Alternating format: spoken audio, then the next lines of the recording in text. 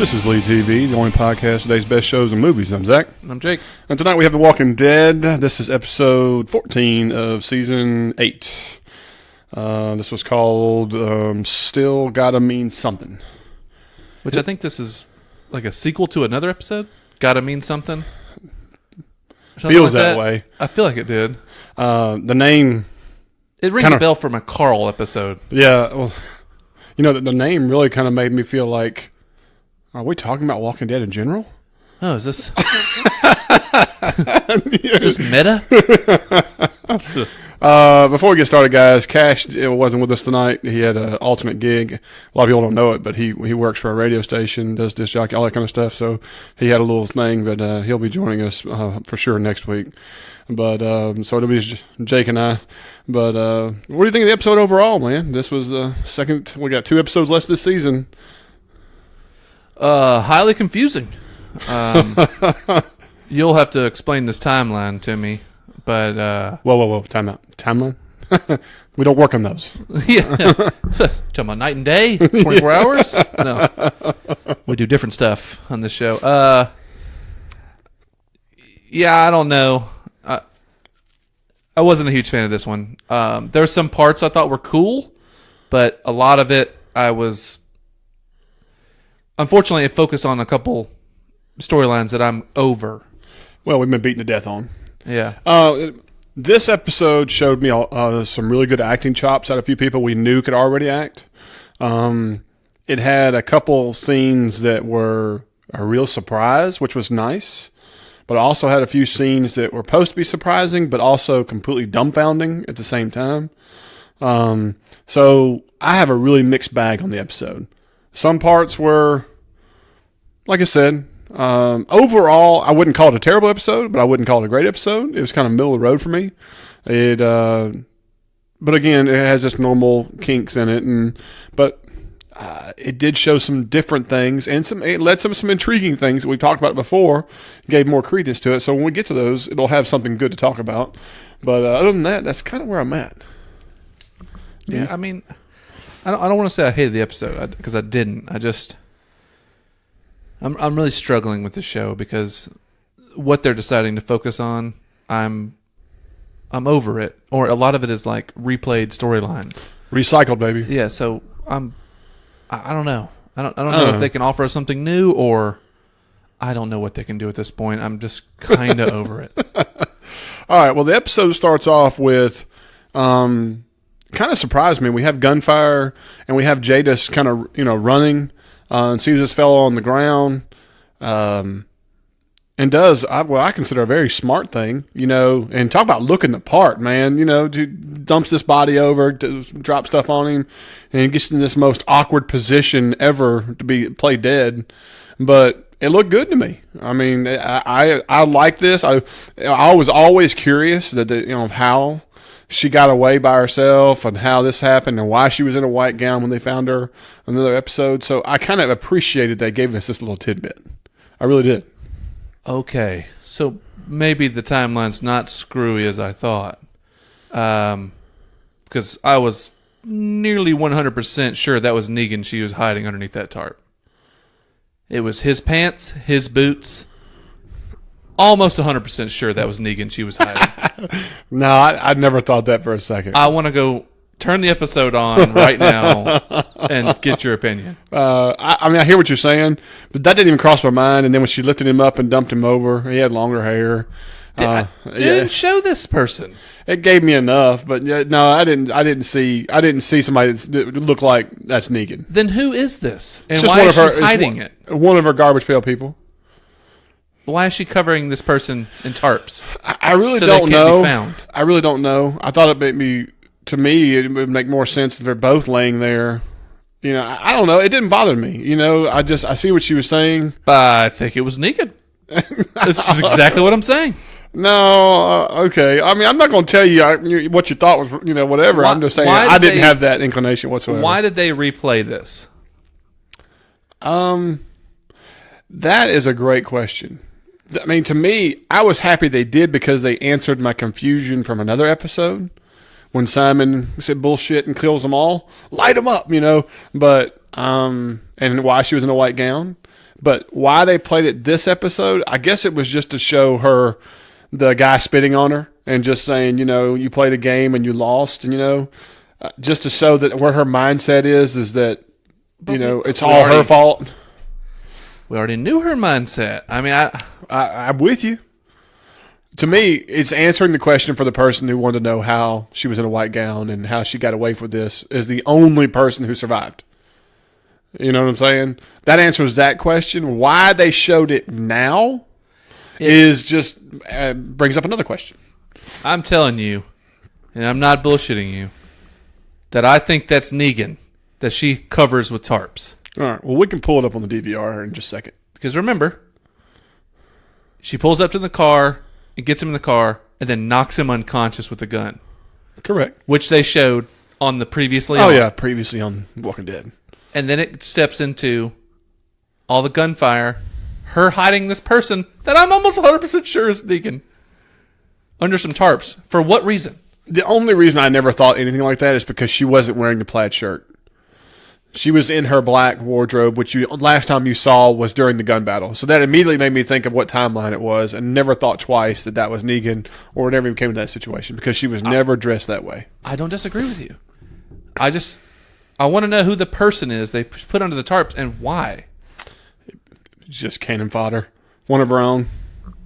We're going to have to watch this, obviously. All right. As soon as we're done recording, we'll put it on there. And we'll put it in the show notes for anybody out there, if Jake's a moron or if I'm a moron. I'm probably a moron, but you got to understand, this is some of the reason why the episode upset me. Yeah. Because the timelines don't match, if that's the case. Oh, well, yeah. No, if it's Negan, the whole thing's FUBAR. Yeah, because the whole part where Rick gets Negan off the...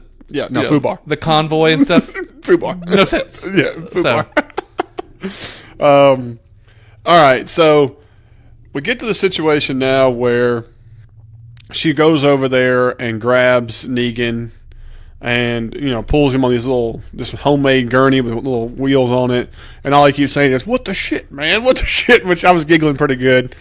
Jeffrey D. Morgan, I got to give him kudos. A lot of his stuff was really good. Let me give kudos to this actress because, my God, she looks so much better. Oh, yes. She looks super legit with this outfit and not the straight bowl cut. Oh, no. Yeah, I mean, you're talking about a clean pair of jeans and a flannel shirt changing somebody's complete and putting your hair into a bun. A ponytail.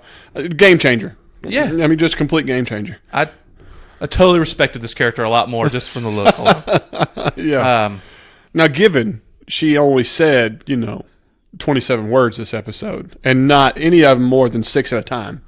Yeah, it was kind of strange. She had a moment where she reverted back to the old style of talk. Yeah, no plan. No plan. Yeah. So that whole thing. Let's just go ahead and knock her whole situation That's out. fine, yeah. So we get to the part where now Negan is rolled out in the middle of this open area. There's what looks to be plastic on the ground. Did you catch that? Yeah, absolutely. Okay. Yet there was water puddles in the plastic. I didn't catch that whole deal. Why there was a sudden water hole there for the flare to roll into. Oh, even when he starts pushing himself on the little gurney. No, it's what are they called? You crawl under cars with him. Creeper. Creeper. Yeah. So he starts rolling the creeper clearly through dirt. Yeah. I was very confused because when you first see this scene, you see this, and it didn't make sense why it was wet. Okay, because everything was fucking dry, everywhere. Just dry. Where he was not. And there was a water puddle here, which we just said a second ago. And like you said, when he's crawling away, it looks like he's going through dirt and mud. She's got wood, and then she's got salt, and she's going to put the bat in the wheelbarrow. And he's talking about the smell. He's talking about, what the shit is that, and he's wrapped up with some pretty good gauge, wire like you would use for barbed wire without the barbs on it. She comes back with this double-sided shopping cart. By the way, did you notice it was handles on both sides, which I've never seen one like that before? With a walker that was It's impaled through its head with like a sword, it looks like. It does. And the walker didn't make sense to me. Well, it's bent backwards like a snake, kind of. Yeah. Where it's like rolled up like a yoga pose. And then its head's impaled with, like I said, like a sword through the pole or something. Yeah, it just... Something's holding its head up there. It looked like Conan the Barbarian's sword holding its head in the right spot in the middle. And I was like, that kind of defeats the point of how a walker survives with this. I wasn't sure what she was doing with this. Not only that, why was it like all like covered in mud, all one color, like it's been barbecued for a little bit or something? And none of it just didn't. I don't know. I mean, I get they were going for an effect. I do. But, to me, I always look at it of, how would you get this? How would you make this? You know what I mean? Like, I love when they came up with that one that had the helmet with the spikes coming out of it everywhere. Yeah. I was like, that is a cool-ass concept where you can't get to that and everything. That was great, all these little really cool like that. This one didn't quite make as much rhyme or reason. Its head was completely immobile. Yeah, no. Like, you couldn't even bite you. You would have to push somebody into it. Yeah, exactly. So... And he's laying down. And tied down. And so it couldn't lean down to him. No. I don't know what's going on here. I really don't. And, and Jeffrey Morgan's over 200 pounds. I mean, he's a big fella. And you ain't lifting him up just to go right into... I mean, I'm sorry. I just don't... I did not see any threat to this thing. As you can tell, when she decides to push it towards him and he's blowing holes through it, it's still just sitting there, and he could sit there and still smoke a cigar. That thing will never get close to him. Okay, so what do you think about the convenience that the flare and the gun were left on the ground? It was absolutely horrible. Within 5 feet of him. Absolutely asinine horrible. This is where you have cool scenes with actors who are not on the screen together until now. You know what I'm saying? This is their first real deal interaction. Why would the gun be there? And not only that, bag of guns, plural.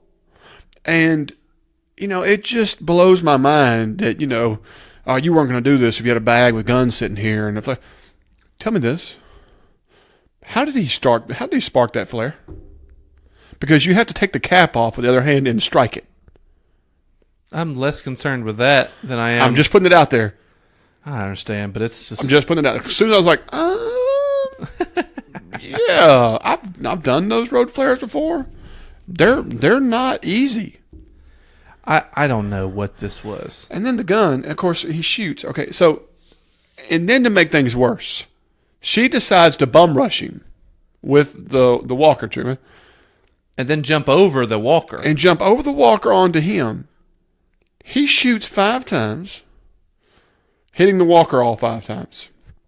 And now he's empty. He's empty after 5 rounds. Mm-hmm.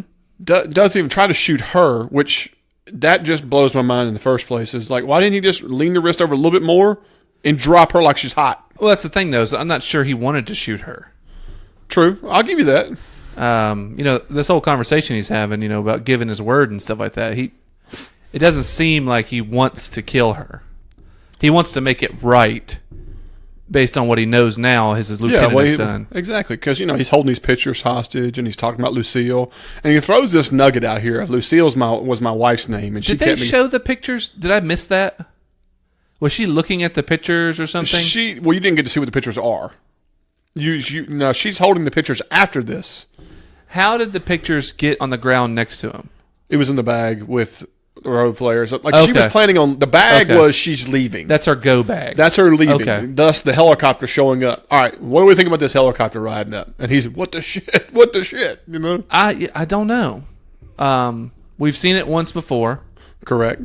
And we had the nugget from Simon of you got solar panels and a helipad back there. So that's been in there. And she knew what time it was coming. Right. She was literally looking at her watch. So I have no idea.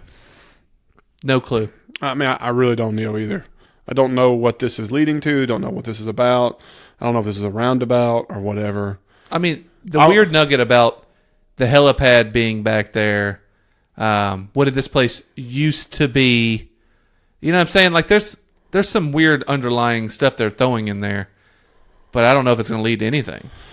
You know, I've been thinking about this. You know, we saw the chick that came in with the white coat, you know what I mean? And the two groupies in the big raised van. What was her name? Oh gosh. Oh, I don't remember her You name. know, she wore the glasses. Her, you know, the helicopter thing, all this stuff like that. It really makes me feel like, you know, in the comic book, there's some time jumps, some different things happen, and then there's some new groups we meet up, and this woman is similar to a character in this new group. You know, it makes me feel like if you're a comic book reader, if you know what I'm talking about, that they're going to bypass the next story jump or time jump and merge everything into moving forward, which is very concerning to me. I wasn't here to talk to you about this lady in the van, but she is a little too comfortable. Like, oh yeah, she seems protected. You know what I'm saying? Yeah. Like, she has a laissez-faire attitude. Yeah, she has a care in the world. Like, I'm not worried. If this woman is attached somehow to the helicopter group or something like that, I have no idea. But it would make sense that, you know, she's under heavy guard even though you don't think so. True that. You know what I mean? Who knows? I don't know. They're throwing a lot of stuff at us this half season, and I'm guessing it's supposed to build up to something in the future. You know, I want to care more, but I don't feel like the breadcrumbs are near big enough. Here's my thing. The show's ratings are plummeting. They have hit rock bottoms for the series, you know, on a whole. We're about to end season 8. Myself, I'd be amazed if it's more than season 9. But if it is a season 10 that, you know, introduces the possibility of a more civilized world that they're creating, that seems like the way this show should wrap, I guess. Right, like there's a light at the end of the tunnel. Right. So it wouldn't surprise me if they're now laying the groundwork to wrap this entire show up. I could see that, totally. I mean, you got to think, a lot of these actors have been on this show for a long time. Yeah. And, like I said, the show's ratings just aren't that good anymore. Yeah. They have a better show right now on the network that Tomorrow night. Or actually tonight. Monday night. Monday night. The Terror is legit, by the way. If you haven't watched into that, you need to. It's a 1 hour of setup for sure. First hour is definite setup, but you're so intrigued and it's so beautifully shot that you're so interested. It's got great acting. And then the second hour is solid tension and cool payoffs and stuff like that. A lot of cool reveals. Just to be fair, just so you understand, I love Walking Dead to death. You know, we're struggling with the show right now, but I still love it. I love the comic book. I love the concept. I love everything about it. And, you know, die hard forever. But I will tell you, when you watch The Terror, or you watch a couple shows on Netflix, or you watch an HBO produced like Westworld about to come up, you're going to see the difference when it comes to an overall storyline that is completely thought out well, gives you Easter eggs, gives you nuggets, reveals, payoffs, stuff like that, and flows where you want to be able to continue watching every second, and it's going to piss you off. You have to wait another week. You know, it's just that kind of stuff. And right now, The Terror and these other shows like that are giving you that where The Walking Dead is not. The Walking Dead is just counting on you being a diehard fan like yourself just to continue to watch it because you're a completionist or you want to see how your character you're attached to, what happens to them. The overall story is not the compelling part anymore. You only care about the characters you fall in love with. When the reality of it is, like, you watch The Terror, you're going to really enjoy the story, and then you're going to be blown away by actors that are just delivering right and left, right and left, right and left. Right. We're in a gluttony of material out there to watch. There is just so much good stuff that if you are a middle-of-the-road show, that's how you'll be treated. You know what I'm saying? Absolutely. Like, I feel like the only people still watching Walking Dead are the diehard people. You know what I'm saying? I feel like the, light fan of the show has already left. You know what I mean? Like, I feel like that's the huge drop in the numbers is the people that no longer care. You know what I mean? Well, Like they've lost characters they give a damn about, or the story, which has been not great, is just, they don't feel the need. I know diehard fans even that I figured were diehards. They have not even watched this season. They're just recording them.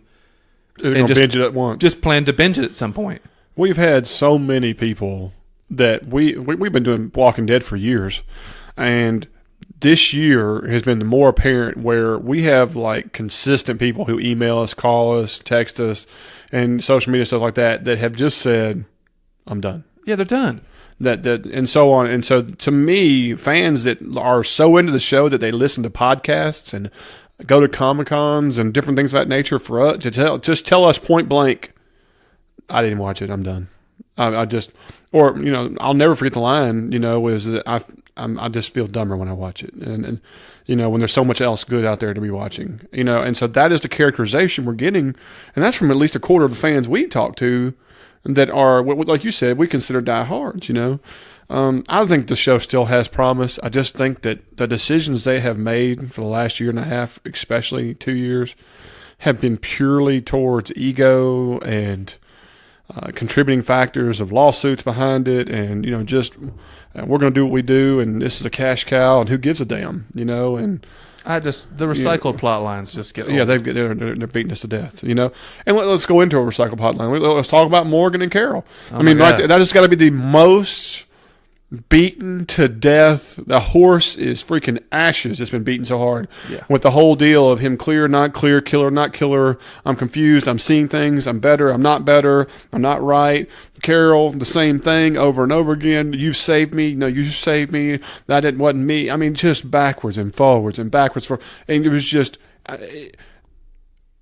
It just blew my mind, this entire episode, that we're watching Carol splitting lumber, wood, whatever you want, and one of the worst swings on that last one. It barely touches the thing. And barely touching, but not only that, it's all back.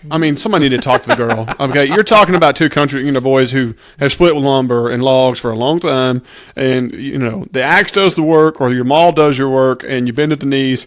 That stuff that they were doing right there, I was like, please take that out of our hands immediately. Well, first off, I've never split wood with an axe before. Yeah, it's an awl every time. Yeah.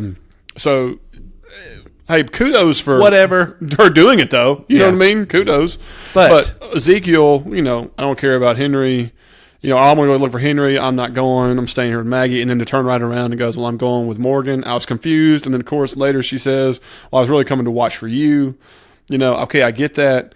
But then we get into the whole, hey, we'll go this way, or hey, let's look to the left over here, and let's look at, Chekhov's list of there's a stick that's stuck through a walker. Henry's staff is stuck through this walker. Mm-hmm. And I'm sorry. If you're going out there in the woods and you're going to try to find somebody, they find an apple that's eaten. They find a walker that has a stone crushed in its head. Then they go down to the street and see a herd, and then they see a guy with Henry's stick sticking through it. And then they separate, and then Carol finds a bloody shoulder pad. A shoulder pad or knee pad, whatever it is, like they're so on, and then here screams. I just don't see the odds of this. At least they showed beaten down tall weeds. It will be easier to track people in this terrible future because yes. No one's cutting grass. No one's maintaining anything. So, yes, you can follow a basic path that somebody's run through. I'll give that a little bit. But the problem is there's herds of walkers. There's walkers everywhere. They're making paths, too. You know what I mean? It's like... what counts for one can count for somebody else. Yeah, it's very convenient to find any of this stuff. I know they're probably heading in the right direction, they think. But the fact is, there's all directions. He could go anywhere. Yeah. He's embarrassed. He's upset that he caused this breakout and stuff like that. I don't think he would go anywhere he wants to be found. Yeah, to me, a child like that just goes and hides somewhere so he doesn't get found. Not that he was actually in any direction of towards the people or just that are so on. I don't think he would try to hunt the people that escaped. No, well, it did kind of prove it a little bit too, is that Morgan went this way, ended up where the saviors are, and she went this way, ended up where he was. You know what I mean? So, well, she tells him, she says, the path looks like it leads this way. To Henry. And you already know what's going to be there when you find it. Yeah.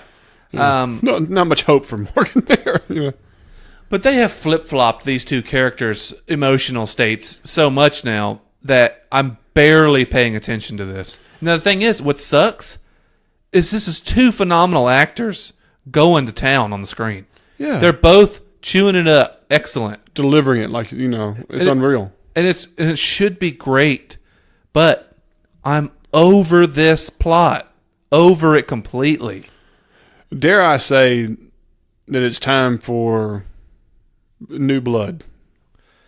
The idea that I would ever say I've had my fill of Carol would just floor me. And I don't feel like I've had enough of Carol. But Morgan, I guess I'm glad he's going to Fear the Walking Dead because... I'm not.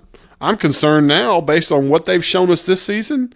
What is he going to be for them? Is he going to be another, is he going to be another head case for them? Yeah, is this before he has to turn into Clear? Is this I don't watch that show, so I don't care. Well, it doesn't matter. What I'm saying is that if you're a Fear the Walking Dead person, which I watch the show, are you bringing in the before Clear or the after Clear? Oh, it's definitely the after. I'm not so sure. I think it's after this. Then the other one would have to do a several-year time jump. Well, that wouldn't surprise you at all, would it? It wouldn't, but I'm just saying, it's going to have to be one or the other. It's either going to be what Morgan was doing before they found him in Clear, or it's going to be after this. To me, to keep Morgan on The Walking Dead, you make it where he's on part of their show prior to his Clear. You can't keep Morgan. Rick has to look at this and be like, you can't stay. You're damaged goods. Broken, yeah. Son. You are done. I mean, he's not safe. He's the T-100 right now, man. He almost stabbed Rick. It took him a minute to realize, oh, you're Rick. And he said, I'm not right. That's when Rick should have just said, look at the flowers. Yeah. And just been like, instead he pointed him in the direction of death. Exactly.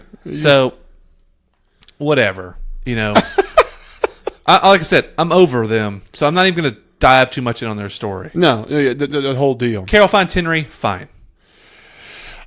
All Tells right. him, you can survive, I was wrong. I'm like, he was 5 seconds from death. Yeah. Hidden Crying for help. roots. Yeah.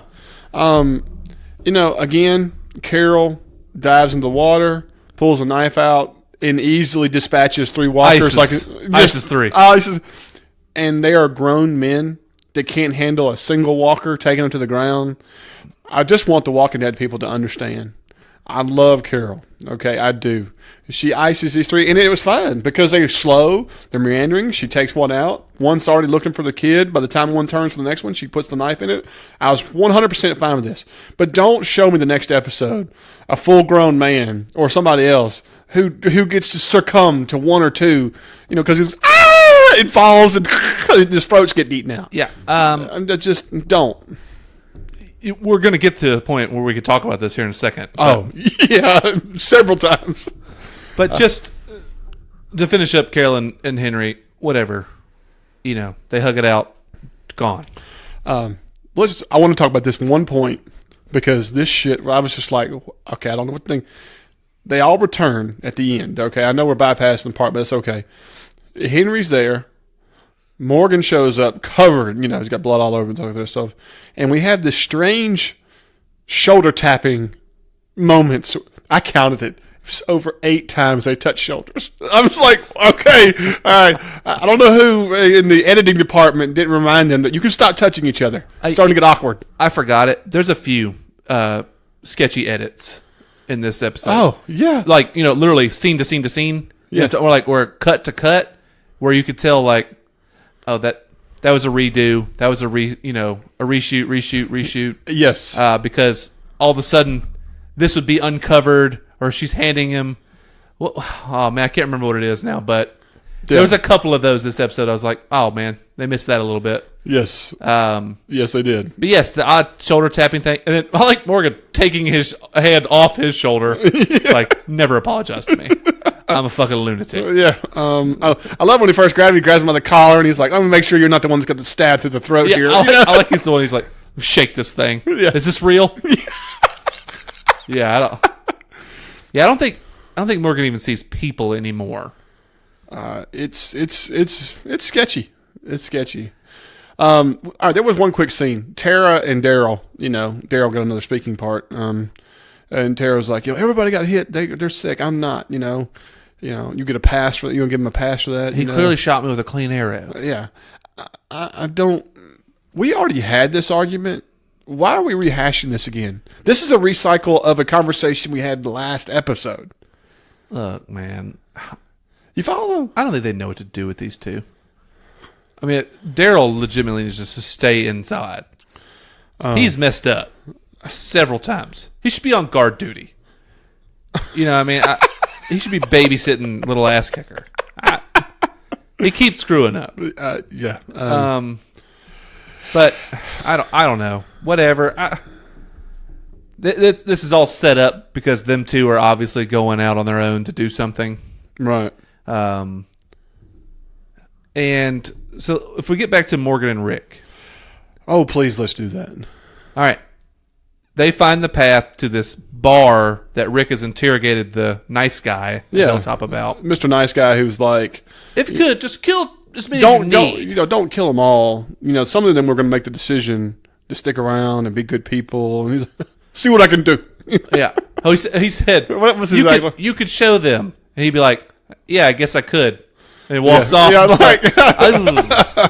a cold shoulder. The only thing missing was him holding the finger up as he's walking away. Just like behind his back, fingers crossed. Just right over the shoulder. That's what I think of your saving people. Yeah. Again. So they run up on a severed foot and a severed hand. And then they get stealth blasted in the head.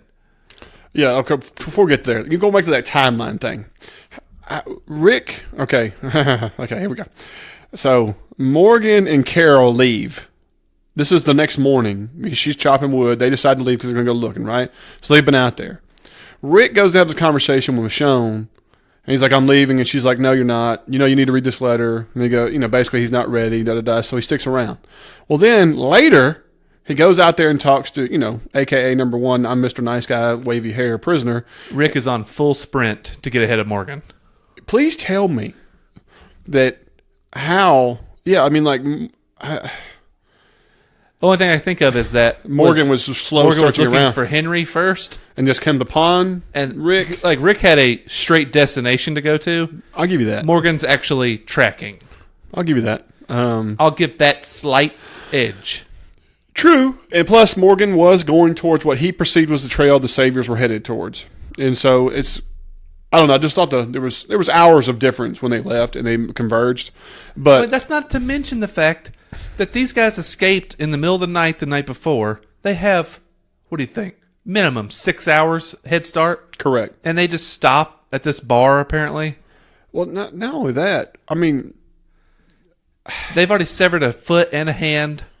Fresh. You know what I mean? So they were moving real slow to where they got to. Correct. Okay. Anyway, whatever. They get knocked out. No. That's. I'm sorry. That pissed me off when you have the stealth Rick becomes stealth knocked out. I mean, I'm sorry. They're in the wide open. They're not even like. Yeah, you walked out of the tree line to see a car in a parking lot with limbs on the ground. You turn your head to the right to look, and before you can turn left, somebody was able to run and just take you down and supposedly knock you smooth out. Yeah. That just stop it. Just stop. To me, it's better for somebody to raise a gun and say, drop what you got, and then hit him over the head with the butt of it. You know what I'm saying? This tackle out of a jump shot when you're in this wide open, I'm sorry. You would have heard anybody huffing over there to take you out. But it was also unnecessary to knock him out. It was. Just have him come out with a machine gun facing him. That's what I'm saying. Like, put a gun on him, like, drop your guns. They could have been hiding behind other cars or dumpsters and, like, popped up and, like, drop it, Rick. You know what I mean? Exactly. Simple as that. But they have to do the stealth knockout. I don't know why. That was a waste. Absolute waste. You know, like, they're trying to surprise us like, holy crap. You know, but I'm sorry. You know, Ninja Gaiden was not out there to take Rick down. Okay? Yeah. And you have the T-100 Morgan right there. He wouldn't have allowed that. You know, he would have detected that sense. You know, I can't die. Exactly. I'll knock your bullets out of the air with my staff. So they're in this bar, and Rick's tied up to what looks to be a fence in the bar. This is one of those like Texas Roadhouse partitions. How long was that out? You know, Long enough to get us in there. Yeah. Or long enough to get in here or something. You know, and so they're looking at these people bleeding out on the floor. You know, they have like rags wrapped around their stumps. Yeah, and I'm like, and they're coughing and they're turning gray. Why there's even a debate here? You know, maybe the guy with the hand, the guy with the foot, ice him. Yeah. We're Do not this man a favor. dragging him back. Do this man a favor. It's like you don't want to be the Jimmy, one-legged guy in the I love you, dude. contest. Bang. Yeah. You can't hobble from a walker fast enough. We don't have prosthetics for you, Jack. Okay. Yeah, I mean this worked out for Maggie's dad, but see, this is the crap that bothers me. All right, now think about this. When we were very first introduced to Dwight, his the two women he was with, you remember they were hiding in the woods, and you saw a group of saviors come in, and you don't get to see them above their neckline. Remember? yeah, this is where the guy walks into the random walker, Right, and gets his arm bit, takes a belt, wraps around his arm, cuts his own arm off, and then they go there and goes, yeah, we'll have to get that looked at like that. Everybody was cool, collective, knew they had a mission. This has happened. This is what you have to do. I guess this is the amateur group that doesn't know what, how. It doesn't match with what they've shown you in the past of these are Billy Badasses. And then you've got these guys. Evidently, these were the ones carrying the groceries for these jokers back in the day, I guess. It makes no sense. Why they're even in there having a conversation? You know, I get it. Hell, Simon said he's going to kill us. 38 bullets, and so on. That's got nothing to do with the guys on the ground that are bleeding out. Yeah, they were like, after all we've been through, you know, these are like my friends and stuff like that. Like, come on, man, y'all have lived in this world long enough. You know what's going on right now. Yeah, so that's another example where continuity of when you introduce the saviors versus these hobos. And it makes no sense. He picks up a mic stand to beat these guys to death with. I mean, there's a new weapon for you. You couldn't cut their throat or something. I mean, you couldn't stab them. Yeah, really. Ain't nobody got a blade? I'm going to beat you to death with this mic stand. I'm like, good God, man. All right. It's dark. Give him a few beers off the bar. Oh. All right, so here's my next question for you.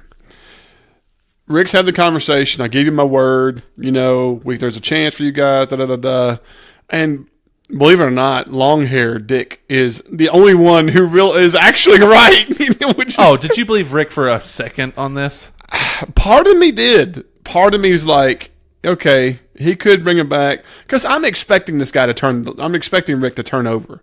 You know, knowing what we know, no one would think what Carl's saying. Not until he reads the letter from Carl. I give you that. And I was like, I don't know what they're going to do. I mean, I don't know what the Walking Dead Warriors are ever doing. So, yeah. So he says all this stuff like that. And so Morgan, you know, I'm the T-1000. Your bullets don't hurt me. I don't die. Starts hollering. Save your bullets. You're going to need them for the herd that's coming. I've already killed you. Yeah. Everybody turns. Yeah. I enjoyed the smile. Rick's over there like, hey, shut the fuck up, man. I mean, really, man. I had him on the ropes. I had him on the ropes, so you opened your damn mouth. I had 95%. Yeah. I mean, this is one long-haired douche. I was almost to the point of tell Rick, like, kill that motherfucker and let me go. Guys, he's crazy. He's crazy. He doesn't speak for me. You're good for me, guys. You could drop him, you know. Hey, turn that mic stand on his ass. So again, all right, so the herd shows up, and everybody's scared to death, you know. This is what I was talking about we could get to. Carol, easy dispatch of 3, no problem with a single one-handed knife. They all have a fucking come apart when these they're walkers shitting come their in. britches everywhere. And I'll be honest, they showed a pretty decent shot of this bar. That's a lot of walkers coming in, and it takes a long time for them to get to Rick and Morgan. It does. So that was kind of weak. Well, they stopped at the two guys on the ground, so that was convenient that there was food in front of them. You know, Rick's like, let us loose, give us some guns, da-da-da-da. So I thought about the guns thing. Okay, the Saviors have one M16 that they took off Henry. Everybody else got out. So that's that one gun. Now, I know that Morgan was carrying 2 ARs. Yeah, and Rick had one. And Rick had one. So that's 4 assault rifles. Okay, and then Rick's Python. Mm-hmm. Okay, nobody was using the Python. There, all the the assault rifles being used. Okay. Yeah, I wish we would have seen the scene where Rick picks the Python up off some poor soul. Because I never saw where he got it. He got it and greased one dude, but yeah, I know. But I would, like you said, I would like to see who had it and he went and got it. You know what I'm saying? But again. So they had this moment where he's shooting. He checks his side of his AR there to see that evidently he's low on ammo, which I didn't. I don't really think that's possible. Is that one of them see-through models? Transparent. There you go. If you are gun enthusiast or don't know anything about guns, whatever, it doesn't matter.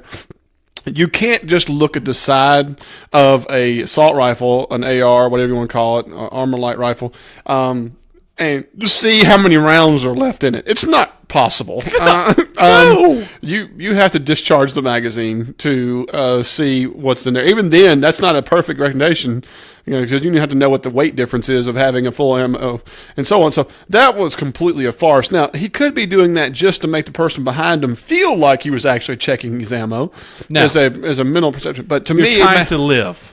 To me, it was like he was trying to show the person watching the show, I checked my ammo.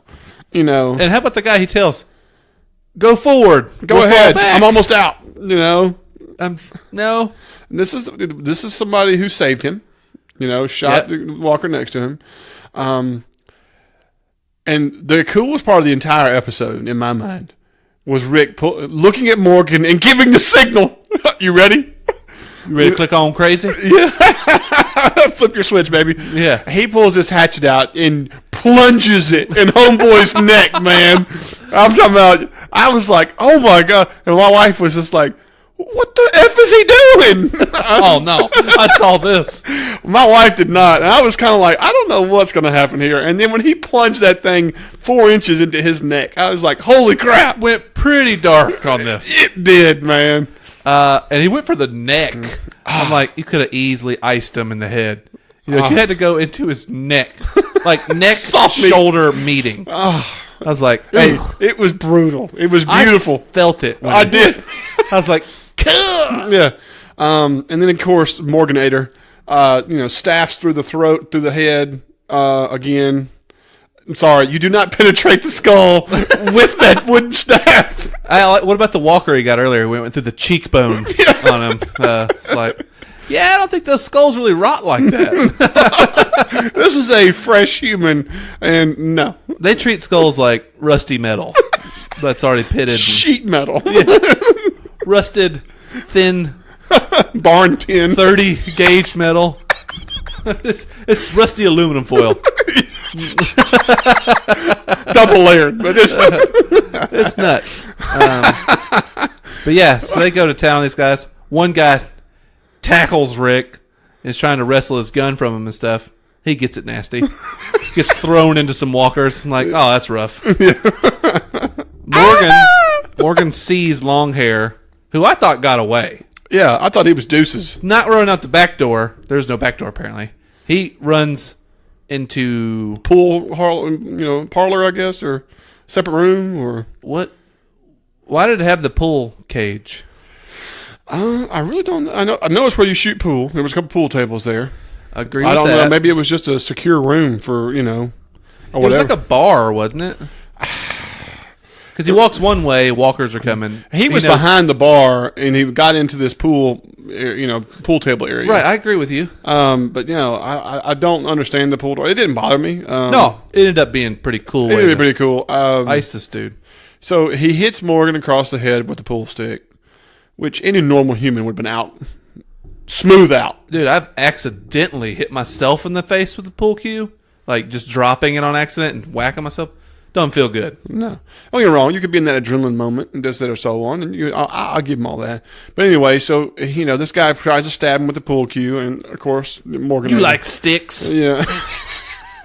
He gets him off of him, kicks him, and then closes the gate, knowing there's a large group of walkers, and he grabs his shirt and pulls him to the gate where he can't remove. Pretty boss move right here. Do you feel like you could have pushed yourself off that door based on his grip?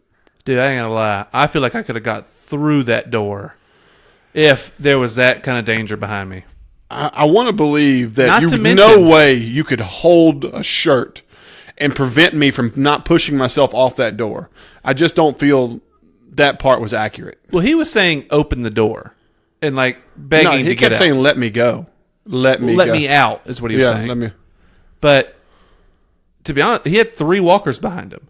I would have turned around and started just, skull kicking these things. In the forearm shivers like you've never seen before. I'm going to use the Rick forearm shiver. Yeah, there's nothing that wouldn't let me stop There's a table trying. there. There's a table there. I could, I'll go around the table a couple times. I'll get on the table and start kicking. I don't know, something. To me, the part that was like, is me, I just felt like, I'm sorry, if somebody's just got a fistful of my shirt, I can push myself out. Yeah. I would totally I could get myself off that door before they got there. I feel like I could. Yeah. But like I said, it makes me want to go test it. I want to go find a door and be like, I'm holding your shirt now to do something. One of those accordion doors, it's not like he latched it as far as I can tell. No, he just got it across. He just pulls it across and holds it. Man, I'm going full bore at that thing. Oh, yeah. Not like running off to it, please let me out. I'm like, you can't stop me. I'm going through this door. If it breaks my arm going through. If I'm going to get bitten, they're coming to you too, Bubba. Yeah, I'm going through that door. And then if he does latch it, I'm immediately turning around and I'm going to try to bulldoze through these walkers. I'm going to find a way. I mean, don't get me wrong. I might die or get bit, this, that, or so on, but I ain't going to just sit there and let them chew on me like that. But these are soft melon heads. I'm banging their heads together. I'm whatever I can, dropping bows on them. I'm with you. I mean, it's a cool scene. We get to see his cheek. He gets. Noah. We've seen this scene before. Yeah, no, he got way less than Noah. He gets fish hooked. Noah got fish hooked. He gets his face bitten, and then he gets his back all bit up. Still sucks. He lived a long time. He was still screaming minute into his biting episode. But whatever. I'm glad this dude is toast. Yeah, it's somebody, one of our fans, I forget who it was, and he brought up a good point. He said he was tired of watching people get bit, even if it was 3 or 4 walkers, and that they were just succumb and they were done. Like they were just motionless as they're getting bit and eaten. And he was like, he said he himself has seen a human being that was attacked by a group of like 2 wolves or 3 wolves. And you think about the bite force and the attack of a wolf, right? Okay. He said that he has personally seen a person who was attacked, and they had to use a firearm to get them things going wrong. He said, but that person had been bit over 7 times. That 2 were tearing at him and stuff like that, and he fought them all the way for almost over 40 seconds. Pure adrenaline. And so on. So when he says, and then they used firearms to shoot at him, and the wolves ran off, and then he had to go to the emergency room, and it was intensive care like that. He said 40 seconds, Zach. 40 seconds. Think about that. He said, these guys on the TV show get bitten by a couple of walkers, and they just lay there and get eaten. It's not like you die immediately. You're going to get torn apart alive. Right. And I'm sitting there thinking, this guy just got his cheek bit, and they're biting on him, and he starts to come down.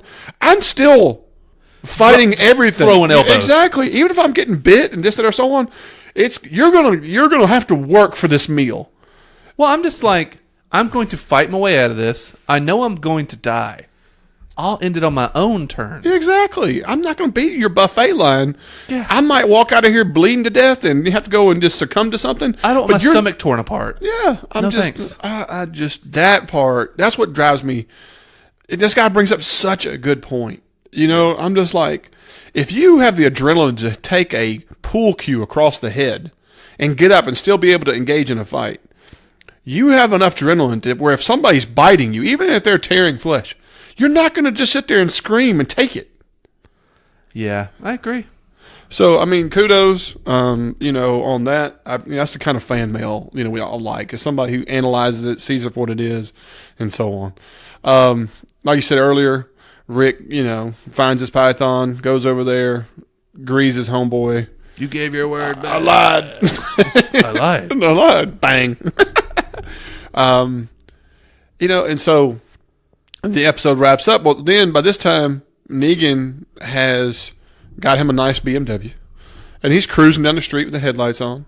Switching gears like Fast and Furious. Yeah, oh yeah, he's dropping it like it's hot. And just see somebody going down the road. Everything. I have a great idea who this is. You look like if shit could take a shit. All right, Negan. Yeah. Yeah, we're all pretty sure this is the chick that got away from Daryl. Oh yeah, this is. I mean Dwight. Dwight. Yeah, this is home chick. And why they're keeping her a secret? I mean, to me, it's a foregone conclusion. Why? Everybody pretty much knows who it is. Could be wonderful if they just pull a flip flop on this. You know, only thing is, if you watch the next time on Walking Dead, it doesn't make a lot of sense. It's true. The preview kind of does leave you astray. I mean, you get the whistling scene. He's holding Lucille. Yeah, and talking Dwight's to out there Dwight. smoking. Yeah. Bet you're surprised to see me alive. 2 seconds later, we see them planning a raid with Dwight at the war room. Correct. And then we also see Simon, like, you know, me and some sympathetics are going to, you know, so, like, inside this like-minded compound. Individuals, you know, it's time to take Talking over. to Dwight. Right. Because I'm curious to see how this is going to work out. Because basically Negan has walked into a situation where both his lieutenants are up shit creek. Yeah. So I don't know what they're going to do about this part, but Well, not only that, we only have 2 episodes left. So, to me... No, these episodes are going to have a lot more to do, I think, with Dwight and Simon than they are going to do with Rick's group.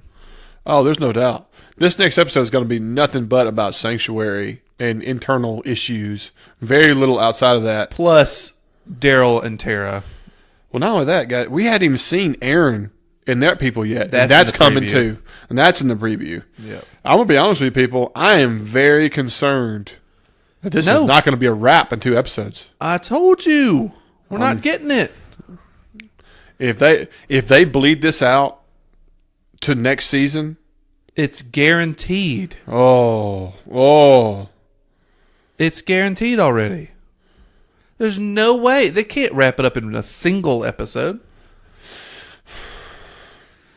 He has to deal with Simon and Dwight. Those are 2 massive characters as far as bad guys go. Correct. Then we got Daryl and Tara finding the gun barn, the bullet barn. Correct. That's another massive thing. The whole Aaron situation is like a weird side story. There's too much going on. There's no way they can wrap it up. If they do, they will be cramming things into the final episode. I'm with you. Unless they do a 2-hour finale. Yeah, which I haven't heard that. I have to check, but we'll get that information for the next episode. But yeah, I don't know. It's going to be interesting. There ain't no doubt. No doubt at all. Guys, that's the episode. I've had the feel of it. I hope you guys enjoyed. Like I said, if we said something off or you agree 100%, man, hit us up on Facebook, Twitter, anything like that. If you haven't done it yet, subscribe to us. We If always you saw her cover Negan with tarps, like I did. really. If you think Jake is right and that was the Negan lookalike, which completely blows up the time frame, let us know. We'd love to know about it. It's BleedTV Podcast at Gmail. We get emails all the time, so don't be afraid to hit us up. We always hit you back. But other than that, guys, I think we're going to call it a night, and we'll look forward to next week. This is BleedTV, and I'm Zach. I'm Jake. See y'all next week.